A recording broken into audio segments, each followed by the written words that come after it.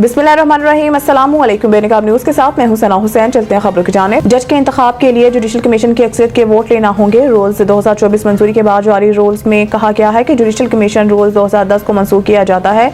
मनसूख शुदा रूल्स 2010 के तहत ज़ेर अल्तवा कोई भी मामला इनको आयत के तहत ज़ेर अल्तवा तस्वुर किया जाएगा। ज़ेर अल्तवा कोई भी मामला जहाँ तक मुमकिन हो इनको आयत के मुताबिक निपटाया जाएगा। जुडिशल कमीशन रूल्स 2024 के मुताबिक जुडिशल कमीशन का सेक्रेटेरिएट सुप्रीम कोर्ट बिल्डिंग या चेयरपर्सन के तय करदा किसी और मुकाम पर कायम होगा। जुडिशल कमीशन सेक्रेटेरिएट के रिकॉर्ड को महफूज किया जाएगा। किसी शख्स की बतौर जज तकर्रुरी के लिए मेरिट का तयन आइन के तहत जज के हलफ के मुताबिक किया जाएगा।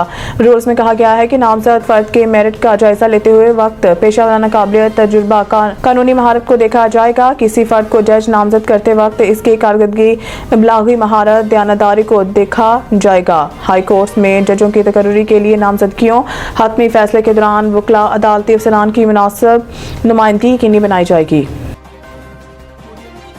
अमरीकी पाबंदियों से पाकिस्तान के दफा और दफाई फैसलों पर कोई फर्क नहीं पड़ेगा। तर्जुमान दफ्तर खारजा ने दो टोक पैगाम दिया है कि पाकिस्तान की सिक्योरिटी का फैसला पाकिस्तानी कौम करेगी। पाकिस्तान पर माजी में भी बहुत सी पाबंदियां लगी मगर हमने अपनी सिक्योरिटी पर तवज्जो मरकूज रखी।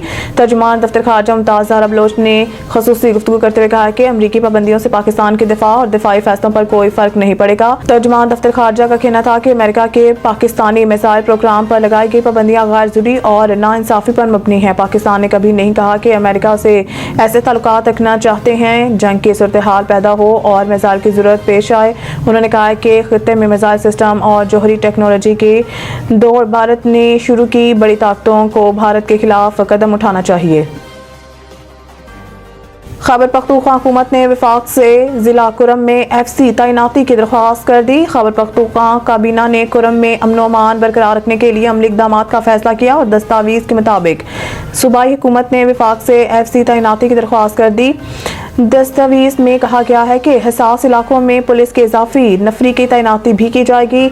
दस्तावेज के मुताबिक पेशावर, कोहाट, बन्नू, DIG खान, मलाकंड के लिए खसूसी बम प्रूफ गाड़ियां खरीदने की ग्रांट जारी कर दी गई है और कबायली इस्लाह समेत कर्क, बन्नू, लकी मरवर, टांग, DI खान और दीगर इस्लाह के DPO को बम प्रूफ गाड़ियां दी जाएंगी। दस्तावेज में कहा गया है कि कमिश्नर्स और डिप्टी कमिश्नर्स के लिए भी बम प्रूफ गाड़ियों का बंदोबस्त किया जाएगा।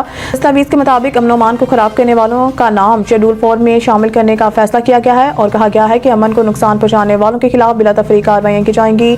कुरम में अमन के कयाम के लिए ग्रैंड जरगे को तवील मुद्दत तक जारी रखा जाएगा। अमेरिका का पाकिस्तान में मिलिट्री कोर्ट से 25 शहरियों को सजा पर इज़हार तशवीश। तर्जुमान अमरीकी महकमा खारजा मैथ्यू मिलर ने अपने बयान में कहा है कि पाकिस्तानी शहरियों को 9 मई एहतजाज में मुलव्वस होने पर फौजी अदालत ने सजा सुनाई। फौजी अदालतों में अदालती आज़ादी, शफाफियत और इंसाफ की जमानतों की कमी है।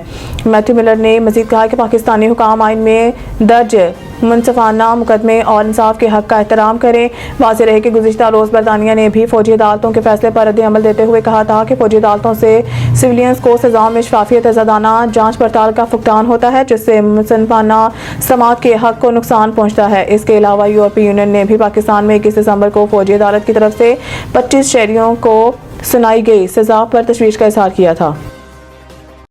मज़ीद न्यूज़ अपडेट के लिए देखते रहिए बेनकाब न्यूज़।